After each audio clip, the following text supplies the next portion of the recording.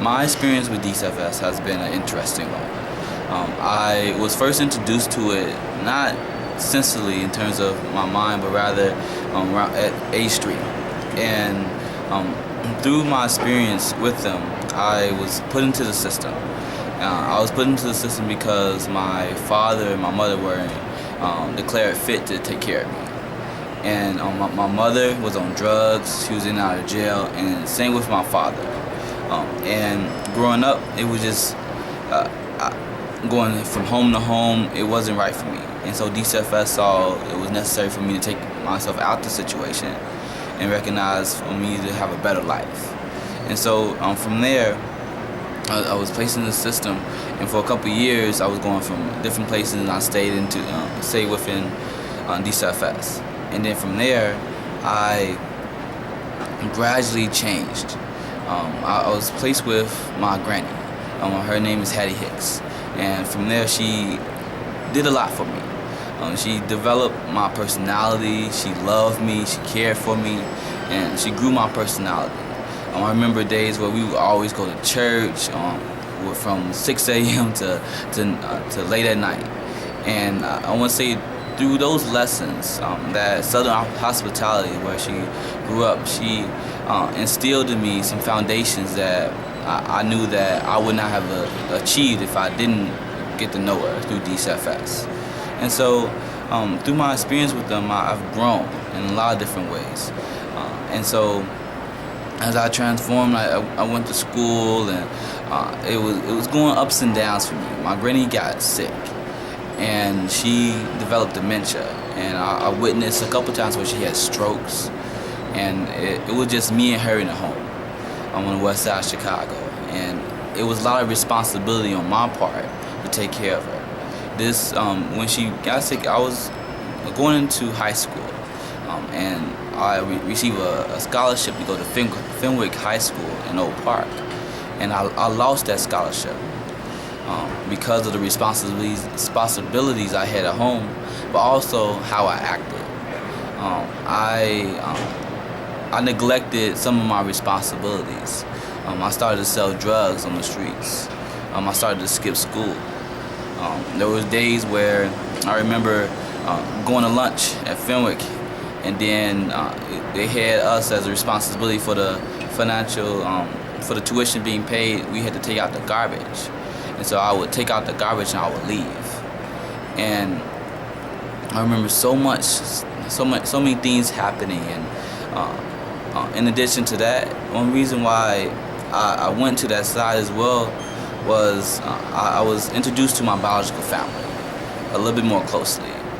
And as I was transitioning from 8th grade to high school, my biological brother, got shot and killed. And through that experience, I was stunned. So with all those things being overwhelmed with inside me, I went to that path. And one thing I say to other people is I decided to do that because I wanted to be more closer to my family. And I didn't want to go through another experience and say I did not know this person. And so as I gradually went on, it impacted me in such a way where I lost my scholarship. I didn't know what I was going to do in my life. My granny was suffering, and thank God that her family stepped in. They stepped in and they helped, and they actually took us out of our home on the west side, and they moved us. And I started to live with my granny's granddaughter, Shauna Joy. We also call her Jay. And she disciplined me. Through DCFS, she took custody of me, and I was placed back into the system. And so this was around the time when I was a junior in high school, and transitioned from junior and sophomore, and I moved to the suburbs, and I attended West Lighton High School. And through those experiences and the discipline where she said, I cannot go out west. I gotta do my dishes. I gotta do the chores around the house. And it gave me a different mindset. I was frustrated. Like, I was mad at her. But as I saw what she was doing, I started to more relax and realize that I was in a better situation. I think there's a lot of different components that change individuals' lives. And one of the most important ones are the mentors that you have in your life. And so I have several mentors, Justin Woolley, Ben, Jeannie, Jeffrey, the list goes on. Mr. John Carnegie, and they supported me. Mr. John Carnegie, he recreated that foundation about God in my life. And I appreciate that. He would send me scriptures and those things, and I think because of those mentors, I was able to transition and do better for myself. And so the fact that I was placed back into the system, I was eligible for the opportunities that DCFS offered. And so through those experiences, I was able to get the scholarship to go to school. They offer youth and scholarship and youth in college. And so through those experiences, I stayed with Kaleidoscope, which is a DCFS organization.